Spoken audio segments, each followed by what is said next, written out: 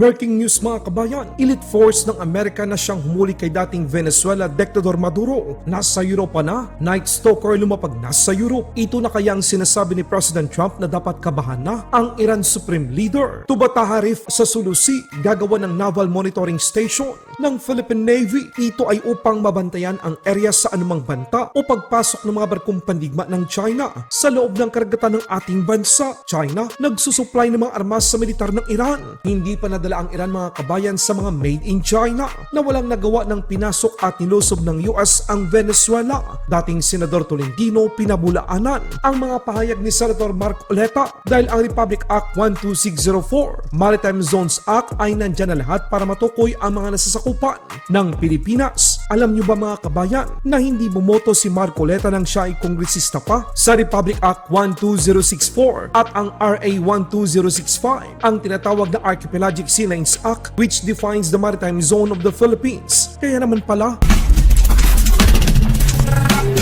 Iran Supreme Leader at mga kakampi nito bilang na ang araw nila, ang sikat na elite na puwersa ng US Army lumapag na sa Europa, ang 160th Special Operation Aviation Regiment o Airborne, o mas kilala sa tawag na Night Stalkers, ang responsable sa paghuli sa diktador na dating leader ng Venezuela na si Maduro ay nasa Europa na. Hindi ito magandang panitain para sa Islamic regime ng Iran. Ito na kaya ang sinasabi ni President Trump na dapat kabahan na ang Iran Supreme Leader. Should the supreme leader in Iran be worried right now? I would say he should be very worried, yeah. He should be. As you know, they're negotiating with us. I know they are, but the protest... Nakabantay naman ang malaking puwersa ng Amerika sa Iran sa posibleng itong gagawing agresyon.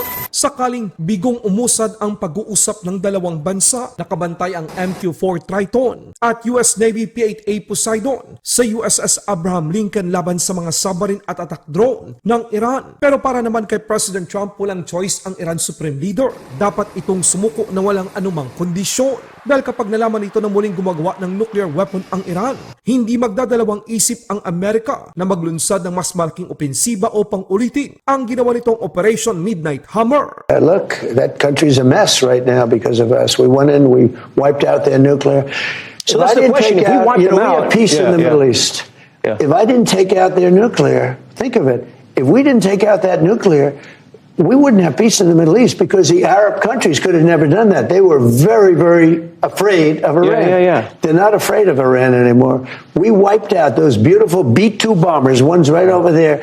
Those beautiful little models. Those beautiful B-2 bombers went in and they hit their target, every single bomb, and obliterated it. And because of that, they were going to have a nuclear weapon within 1 month. Yeah.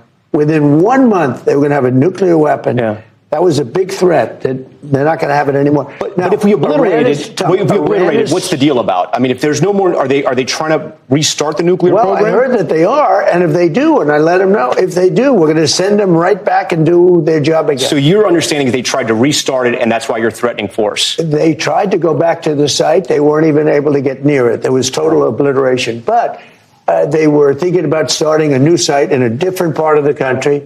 We found out about it. I said, you do that, we're going to do very bad things to you.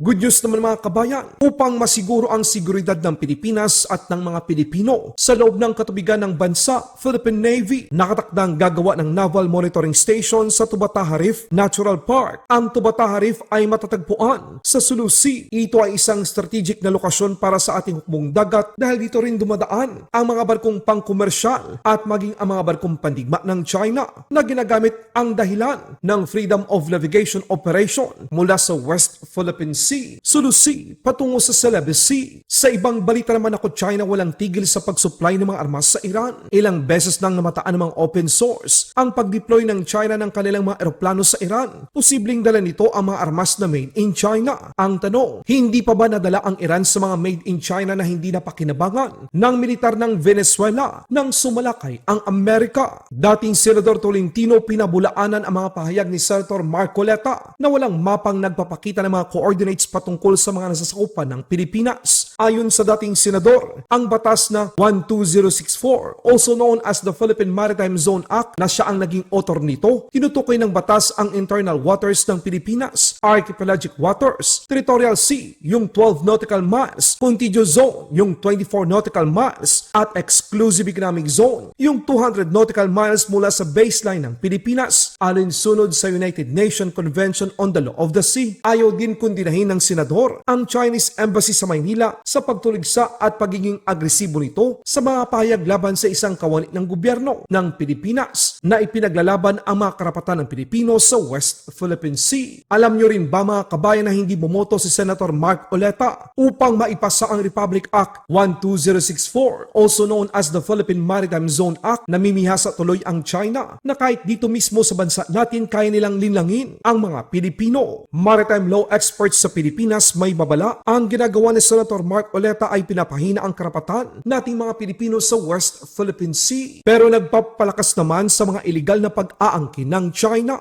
Lahat po ng zona pandagat, whether it's exclusive economic zone, territorial sea, contiguous zone, na sinasaad sa UNCLOS, nalalaman mo yan sa pamagitan ng pagsukat ng specific na distance, ng isang distansya mula sa baselines. So as long as may baselines ka, sukatin mo lang, either 12, 24, o 200 nautical miles, then malalaman mo yan na yan yung location ng iyong territorial sea, contiguous zone, at exclusive economic zone.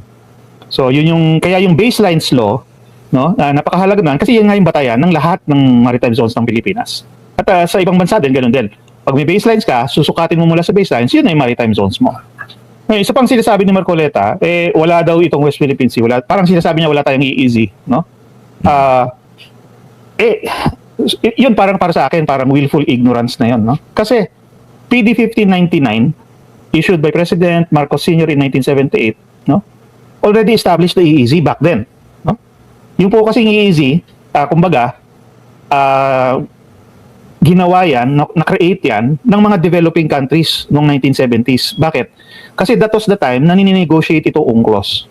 At yung mga developing countries, particularly yung mga sa Africa at South America, natatakot sila at the time na yung mga pangisdaan malapit sa kanila ay makukuha ng mga ibang bansa, lalo na yung mga mayayaman at mayroong mga technological capability, ng mga industrial countries. Tawag natin doon mga distant water fishing nations. Nung hindi pa natatapos i-negotiate yung UNCLOS, ongoing pa siya, na-issue na itong PD 1599. Kasi para sa atin, developing country din tayo, tapos magandang idea yon, tama yun, no? So that is actually how international law is created, through the practice of all of these countries, no? So 78, mayroon na tayong exclusive economic zone. Nung nagkaroon tayo ng 1987 Constitution, no, tinukoy din ng Constitution, parang pinatotohanan din niya na mayroon tayong exclusive economic zone kasi nga, dun sa Article 12 ng Constitution, sinasabi doon na actually yung Estado, no, ay mayroong tungkulin na pangalagaan at proteksyonan ang ating mga likas yaman dagat dito sa ating mga karagatan kasama na ang exclusive economic zone. So mismo ang Constitution nire-recognize yung concept ng exclusive economic zone at mismo sinasabi niya na meron tayong exclusive economic zone. Tapos doon, yung mga subsequent na laws natin tulad nung Mining Act, no, of 1995, yung RA 7942. Tapos yung Fisheries Code, RA 550 na ginawa noong 1998.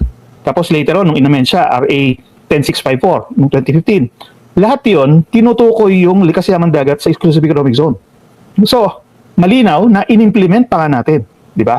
Itong konsepto ng exclusive economic zone na nakasada sa Constitution na talagang nung panamang 1978 tinaguyod na natin. So, actually, last year, nung na-issue yung Maritime Zone Act, RA 12064, kumbaga parang in-update lang natin, ginawa nating mas angkop sa UNCLOS, yung definition, tapos lahat ng karapatan natin na nirecognize sa UNCLOS, isinabatas natin. No? So, malinaw na mayroon tayong exclusive economic zone. Ito yung ayaw tanggapin bali ni Marcoleta. No? Nung sinasabi niya na wala daw yan. Laban Pinas.